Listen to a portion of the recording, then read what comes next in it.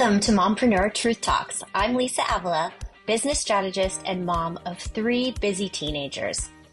Are you building something incredible but wondering why success feels so complicated? Maybe you dream of making a big impact, but you keep asking yourself, is it possible to grow without sacrificing the moments that matter most as a mom? Here's my take. Life isn't about balance, but instead harmony. I've been there in the weeds, juggling soccer practices, struggling with Common Core math. Seriously, why is it so confusing? And running a business. Along the way, I realized that with the right strategic design, you can create harmony between your work and life without compromising what matters most to you. In this podcast, I'll share practical strategies and real-life solutions to help you find that harmony. Now let's dive into today's episode. Hello, everyone. Welcome to Mompreneur Truth Talks. Today, I have Holl-lee Lawrence. She is a LMFT, licensed marriage. Wait, did I say that right? Yeah. Licensed marriage and family therapist. She is a registered yoga teacher. She is all the things. She's also a mom, and that's why she's here today. Hi, Holl-lee. Hello. I forgot one of your things. Oh, certified perinatal mental health. Perinatal mental health certification through Postpartum Support International. Sure. I mean, yeah, that just rolls right off the tongue, doesn't it? Well, it took me a really long time to get, so yeah. So that one was hard. Let's celebrate it. Yes. So thank you for being here today. I want to jump right in. You are a mompreneur. You help other moms. And I would love to know how you got into this. What made you so passionate about helping other moms? Well, I started my own private practice shortly after the birth of my second child. I had worked for the county for about a decade, and I realized with 2 children under the age of 2, I really needed to be able to do things my way. But as I started getting into owning my own business, I realized I also was experiencing a lot of perinatal anxiety, and that was really difficult. I didn't understand it, and when I don't understand something, I go all in on trying to master it, make sense of it. I had this realization, if I'm having this hard of a time and I'm a licensed marriage and family therapist, there must be a lot of other moms who are really struggling, especially during COVID. So I got the certification, and I really tailored my practice to working predominantly with new moms struggling with infertility, or marriage issues related to having had children. You are so needed in this world. Thank you. Yes. But then I started realizing through specializing in working with moms that a big part of what was going on was a lack of community, lack of a village, and also a need for more physical movement. That a lot of times in motherhood, we're moving all day long, but it's not necessarily intentional, or it's not necessarily like strength building or endurance building. And so my best friend Kendra and I started Whole Mama Fitness as a specialty mom-focused fitness program where we also were creating the village. We had a group chat. We're doing intention setting. We're doing circle time. We're all sharing and helping each other with our kids. And that's kind of where the yoga teacher training came in, because then I was like, I'm recognizing what a beautiful change I'm seeing in the mamas I'm working with as they are also finding their own fitness outlets, as they're finding their villages, as we're really promoting endurance, protein intake, all of these really, really physical in nature things. Their anxiety is reducing. They're feeling more connected. Their marriages are better. And so I was like, I need to be able to run these classes myself as well, so we can have as many fitness outlets for moms where they can bring their kids as possible. So that's where that came from. Yes. And you are on Instagram, right? Yes. Embrace Wellness 805. Yes. And Whole Mama Fitness 805 if you're looking for the fitness program. And 805, we are on the central coast of California. Oh, yes. Those of who don't know, they may know the beer, 805 from Firestone, but yes, we're more than just a beer. We are. Yeah. So is this a membership, or can moms just show up, pop in? You can just drop in. Yeah, we do offer memberships, but we have 2 classes running, Mondays 9 a.m. yoga, and then Wednesdays 9 a.m. strength training.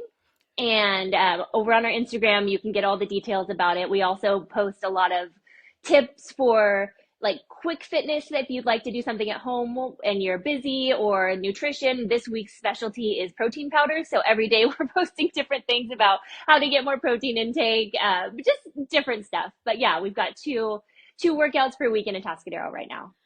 This is so wonderful. And what I love about you is that you post your stories, what you're eating, what you're cooking, what your kids like. And it makes me feel like, oh, if she can do that, I can do that. I could try that, that recipe. Sure. Because you're working, you've got kids, you're going all over the place, you're volunteering in the classroom. Wait a second, hold up. Aren't you a coach, like a baseball coach also? Listen, all I ever wanted was to be a mom. Like when I was trying to conceive and having a hard time, like you would hear me talking about, I know that this day will be over and someday I will coach and I knew I was going to have boys. Like there was something deep inside of me that just knew I was going to have boys. And I would say, I cannot wait for the day that I coach my son's baseball team. And so I get like a little bit emotional thinking about it, but like this is all I ever wanted, was to be the kind of parents that I had in my childhood. Was really, really lucky. And I also am passionate about working with moms who haven't had that same, who have experienced a mother wound, or who didn't get to have the all-in mom who was like you and I are, available, rearrange our schedule to make sure our kids come first, that they know mom is going to be there. She's going to be annoying. She's going to maybe be embarrassing, but she is going to be there. And I know all my kids' friends. I know their teachers. It's very important to me, especially having had worked with at-risk youth. I watched kiddos not necessarily have an involved parent or a trustworthy person who is always going to be there. And so it's my kind of mission to make sure that my life in this phase is focused on them. And I enjoy it. I wouldn't do it if I didn't enjoy it. Like last year I did it and I was like, this is something that really works for me. Because a lot of people are like, oh my God, you do so much. And I'm like, maybe so. But again, like on our last chat, everything I do, it is purposeful. It aligns with my values and it brings me a lot of joy. Yeah. And it's hard, but like, that's okay. That's okay. I mean, life is hard, but we choose, sometimes we get to choose the hard that we want and get in the flow of it, or try to. And I know, like with coaching, I know Thursdays are going to be a grind. I'm going to have 3 hours of 5 to 7-year-old boys that I'm coaching. But on the other hand, I make sure on Thursdays I do fun things. Like in the morning, I make sure I do yoga, that I meditate, that I, see a friend or do something positive, and not just work, and then go straight to practice, because I have control over my life. Yes. And so you're prepping for the 5 to 7-year-olds. Which and I know that it really is. We have great teams, and I one thing I have learned is I will not coach 2 teams again. But on the other hand, I wanted to make sure it was fair. So I coached my son's first year last year, so I'm coaching my younger son's first year this year, and every single boy from our team last year returned to our farm team this year. So I was like, that's fantastic. They all had a good experience and wanted to play again. So yes, which is so important in rec sports, because I'll just say it. You've got big kids. I do, but through the years, and it's usually dads that are coaching, and some of these dads, I'll just say it, maybe they, were a high school athlete and they're still trying to carry that forward into their 40s. And, 5 and 7, 8, 9, whatever, they don't need that. They just need to have fun. Yes, they need the basic skills, but they don't need someone yelling at them. So thank you for being the mom that steps up and says, I'm going to teach you, but we're also going to have fun so that you want to keep going. Yeah. And it is. We set a really positive culture. I've got 2 co-coaches or assistant coaches on our farm team, and they're both amazing dads who are like, if we hear any heckling from the sidelines or any nonsense, one of them will make it, hey, they're 7. We're good. Like, just let them live. They're out here. They're doing something positive. And that's the other part, is like, I watched all these boys I used to work with not have the structure, or not have an adult saying, you're going to play this sport. You might not be the best at it, but you're going to play. It gives you purpose, and it gives you integrity. It helps you be a team player. And I mean, your boys are like living proof of that, right? They are all athletes. They're all like going, they're thriving because you as a parent said, this is something you've got to do. Like, you've got to go to practice, and it's going to be a hard thing on you, right? You're going to have to get their gear ready. You're going to have to leave work to get them there, but it's worth it. It's worth it. If you can make it work, it's definitely worth it. But I will always remember having to put on soccer socks when they were little, and just it was torture. It was just, yeah, but it was worth it. That's our life with baseball cleats right now. I'm like, we need to budget like an extra 10 minutes. And then they decide they like are magically dancers or like gonna like take on a new thing the moment that I try and put their cleats on. They're just doing the Irish jig. And I'm like, well, in what world is this what we need to be doing right now? Like they just sit and let's put it on. But yeah. The coaching isn't so bad, but the cleats and the soccer socks. Yeah. And telling them you cannot bring your baseball bag in the car with you. You need to put it in the back because they're just whipping their bat around everywhere and like being like there's some safety concerns, but it's mostly fun. So I know this isn't what we came to talk about, but I really do. No, but youth sports is a huge thing. I mean, and it's, for any, I mean, there's dance, there's all kinds of different things when your kids are growing up and you're trying to figure out when you're working, how the heck am I going to get them to that 3:30 practice or whatever it is? And it is a lot of juggling, but looking back now, it was worth every finding snacks to take on Saturdays. It was worth everything. So the amount of snacks. The amount of snacks is no. Yeah. I feel like that's what we think about constantly as moms is like, okay, if I take him at this time and then in practices at this time, how much snacks are we going to need to make this a manageable situation? Like I've just got a whole section of my car that's just snacks. Like grocery outlet sees me coming. They're like, she's back again. More snacks. Yeah. And then they move to teenagers and it's more snacks and more meals. Yeah. And then if you're the house where their friends come over, then it's like snacks times 10. Yes. And I do want to address that really quickly. Like as the kids get older, if you can be the place, which I have found where their friends can come over, they feel safe. They open the refrigerator, they grab whatever they want, they stay for dinner. Yeah. I love creating those safe spaces because not all kids have them. And so that is important for me. So I recognize that in you as well of not everyone has a safe space growing up. Sure. Yeah. And it's nice too for us to know their friends, like I try not to be over involved. I let them do their thing, but like I do like to know who they're hanging out with. I'm friends with all of their friends' parents, just, that these are the pivotal years of really like building those bonds and paying attention. And that's also like where my business model lies is as long as I am able to be available to my kids and they know that they're a higher priority than my work. That's how I judge how I'm doing. Yes. Yeah. And again, I never say that judgmentally because I also recognize I come from a place where I have a husband who works full time. And so I'm able to have this private practice and, also like moonlight as a fitness instructor and do those things. And I feel very, very blessed that how hard we worked before kids to be able to have this lifestyle and that not all people have that. So I never want to come from a place that isn't pure gratitude and appreciation for. I don't want to mouth off because not all people are able to do it this way. But if you can or make those changes to be able to, it's really lovely. Yes. I appreciate how you put that. I go straight in for it. That's our privilege. And I mean, it is. And when I talk about family first business, I realize not everyone can do that. You can take little steps. I talk with clients all the time of it doesn't have to be an all in. You can do it at night, on the weekends, just follow your passion like you did of just, this seems to be the next step and I'll go with that. And then see what it turns into as more money comes in, as your kids grow and you have more time. So it's just about what works for you and your family.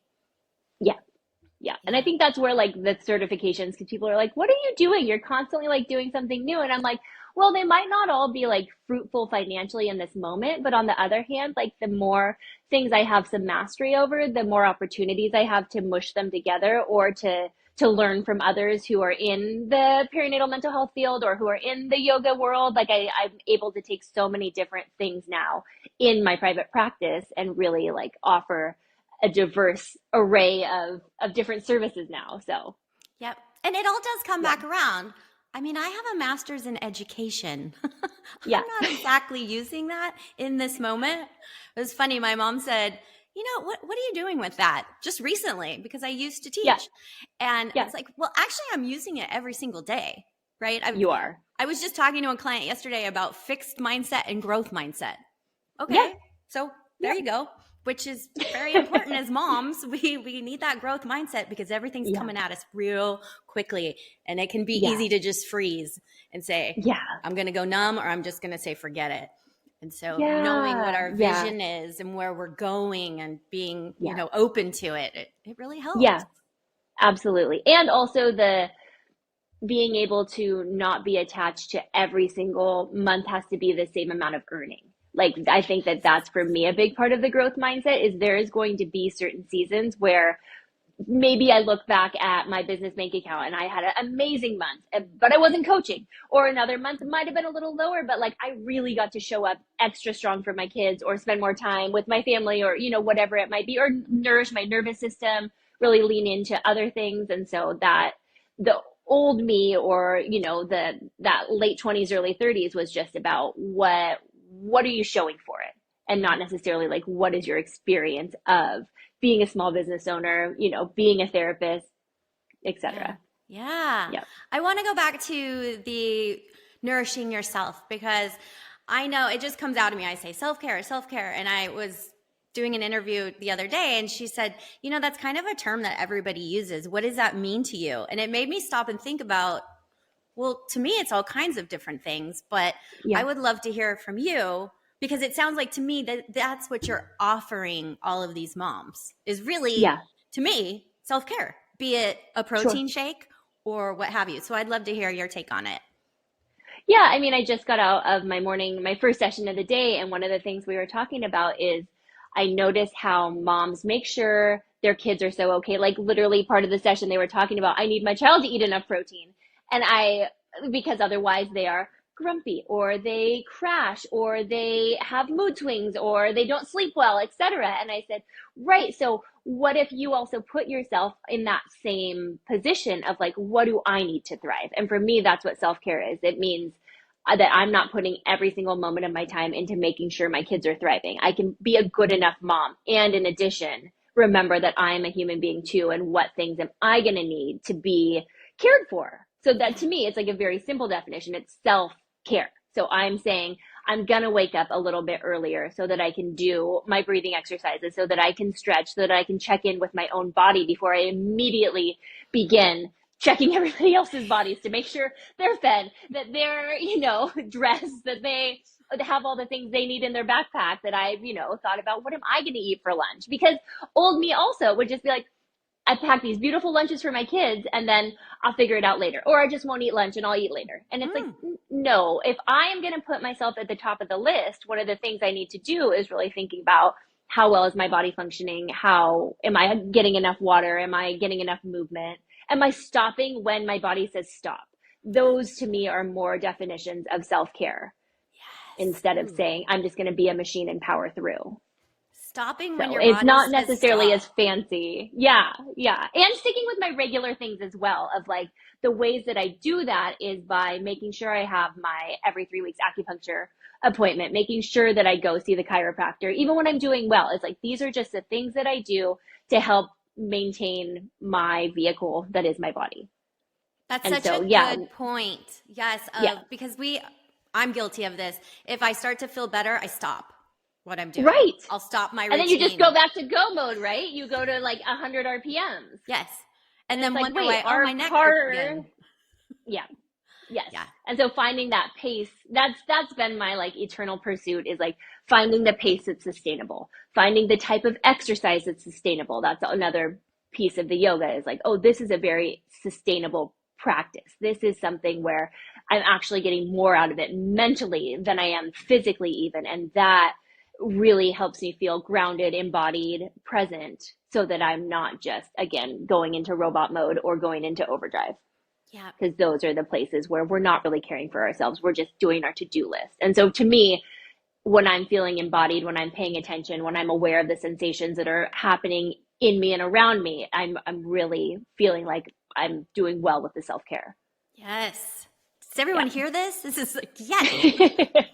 Throwing the arms up. And yes. And your whole Mama Fitness, they can bring the kids with them, correct?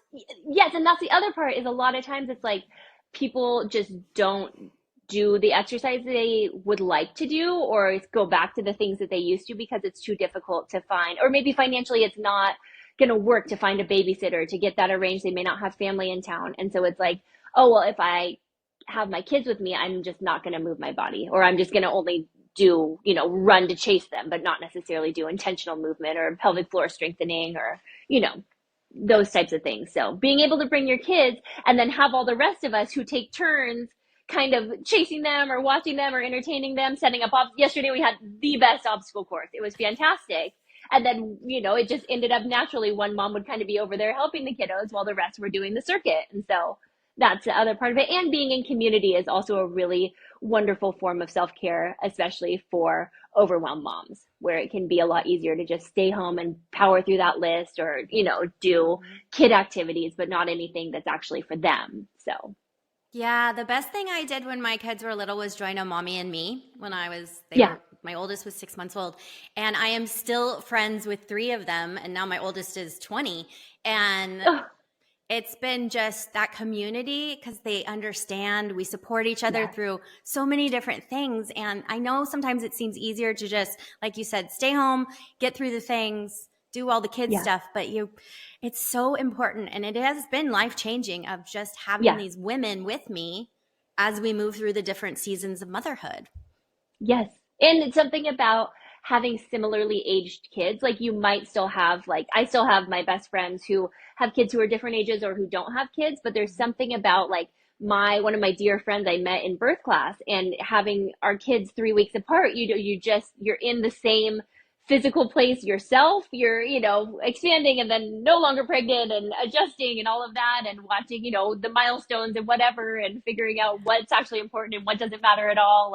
It's really nice to have somebody else going through that. And they can check you of really, do you really need to worry about that? Can you please stop tracking the milestones? Can you, it's really not going to matter. Once your kids are in school, no one's going to say, did they walk this time? Or so true. Right. But also when you're in it, it's so important and it's so special. And so having other people who care deeply about the same things also, because I would tell somebody else about a milestone or something and they'd be like, yeah, cool. But my mom friend who was in the same phase was like, oh my God, that's amazing. They're holding their head up. Oh, they're doing this. And it's like, okay, great. It's nice to have someone else to be there for the victories. Yes, to be your cheerleader. Yeah, we all need that instead of being the cheerleader for everyone else all the time. Yeah. Absolutely. Yes. So Holl-lee, that's a good point. That's what it is being able to have other people cheer you on and allowing them to. Because I think also we sometimes can go into this martyr, I don't need that. I wouldn't want to ask for that. I wouldn't want to bother somebody. And it's no, if we love cheering for other people, why do we not let them cheer for us? That's one of the greatest things I've learned is I should be sharing my struggles or my victories and then letting my village cheer me on or lift me up. It's just so much easier that way. But we don't want to bother anyone. We were, some of us were raised no, stay quiet and stay in your place. Yeah. There's a lot of work to be done there. And that's definitely one of my missions is it's okay to have needs. You would never tell someone else to not. Right. And so why do we hold ourselves to this unreasonable standard? And we don't want to model that for our kids either, that they have to handle everything all by themselves. No, that's the whole point of what our mission is in motherhood is to make sure they know we're there for them. Yes. Yeah. Great point. Speaking of needs, let's talk about comfy pants. Oh, I'd love to. I thought you might. That's going to be my next certification. How I can live my entire life never wearing hard pants again. I love that you call them hard pants too. That's so funny. They're hard to wear. They are hard on your body. They are not. Yeah, they have pockets, so that's a positive. I'll always find the positive reframe, but. Of course you do. It's so funny though, because I thought of you. My middle son and I, we went thrifting, and because teenagers, it's all about thrifting these days. I don't know if you know that, but so I didn't know that. Okay. Yeah, we had a little date, and so we're going. I'm looking through the jeans, and and I found some maternity jeans, and he said, "What are those? What is that all about? Is that to cover up your big stomach?" So I had to explain to him, it's for when you're pregnant. Yes. Oh my God. But for a second there, I was thinking, man, I'd really like to bring these home and wear them, even though I'm not pregnant. I thought of had a you. client the other day who got maternity overalls, even though she's not pregnant, because she's like, these are really good for certain times of the month when I just want to be able to expand and contract as needed. And I was like, you're a genius. Like, yes, 10 out of 10. She's like, and then I'll be ready someday when I do need them. But right now I just want them. And I was like, fantastic. And they have pockets, so you're golden. It made so many pockets. There were so many options. They were great. And she got them thrifting. Oh, see? Yeah. There you $6. go. Yeah. Maybe I'll bring maternity jeans back for the menopausal woman. Just call them menopause jeans. Hey, but I am all about comfort because, right? We are just going in different directions all the time. And sure, we want to look professional, but sometimes we just want to be cozy too. And yes, I feel like I do some of my best work and my best thinking when I'm not uncomfortable. Yeah. You know, when I'm able to just focus on what I'm supposed to be focusing on, not, this is not the call. That button is really cutting into my stomach. Yeah. And then it's like, you can't, like, when you're like in the office, you can't unbutton them. Like, that is frowned upon. Like, that's not going to work. So I don't know. I'm always in the pursuit. Like, today I'm wearing a jumpsuit because, again, there's no discomfort here. So maybe that can be an alternative. It's just there jumpsuits. You go. So life lesson, just be comfy. No more hard pants. Just be comfy. Yes. And if somebody has an issue with it, they might not be in your inner circle. There you go. And that's okay. That's how I weed out people who aren't for me. Oh my gosh, I love it. What is one thing you would tell younger Holl-lee? About your journey or let me about get my motherhood. Scroll out. I know. I was like, maybe I should just narrow that down a little bit. Okay. Yeah. Just go with your scroll. Okay. No, let's see. About motherhood? Yes. Okay. I would say let the to-do list go as much as possible. Really focus on taking good care of myself as a mom, not trying to replicate my old way of existence, that how I was or how I was able to function before children, and then taking more of a sacred pause and more time to learn about myself rather than try and mush myself into an old mold that was broken and wasn't supposed to be for me anymore. Being more graceful with my entry into motherhood and into recognizing I'd never done this before. There's no way I'm going to be an expert at it. I don't need to be a perfectionist here. I don't need to make my body a certain thing. I don't need to make my house a certain thing. Like, I just need to be present to learn. I wish I had had more of the mindfulness practice that I currently have. I wish that I had established that maybe before, prioritizing my ability to tolerate discomfort without having to act on it or without having to compensate for it. I think also, again, allowing myself to accept more help or to be more open sooner about this is very, very hard and very unfamiliar. I'm having some feels about it. I think that probably would be another thing that I would tell myself. Just be graceful and kind to yourself. Yeah, be kind to yourself. That's Yeah. a good one. That's a really good one. And a good reminder every day until it becomes a habit. Yeah. Yep. And figuring out like where, also like honestly, like understanding my energy cycles better. Like when do I have the most energy versus not? What things socially are worthwhile and which ones are not? Like I wish that I had told my new mom self that alcohol will not make anything better.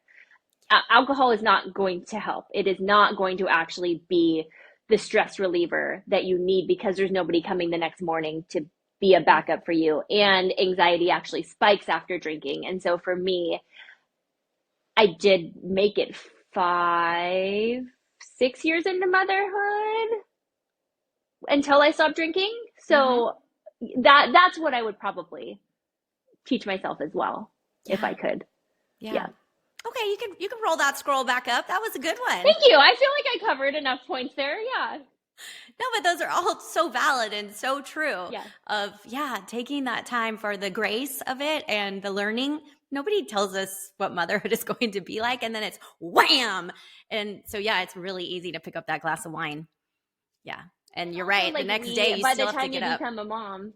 Yeah, yeah. And by the time you become a mom, you've probably possible for me, I had mastered a career. And so I was in a place of like being good at things and having them come relatively easily.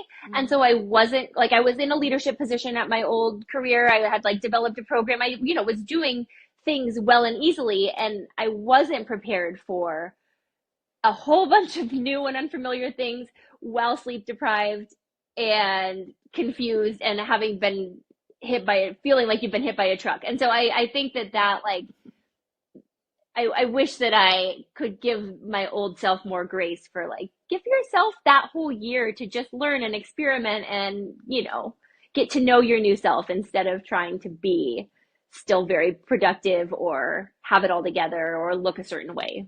Yeah. Yeah. That's good. I love that.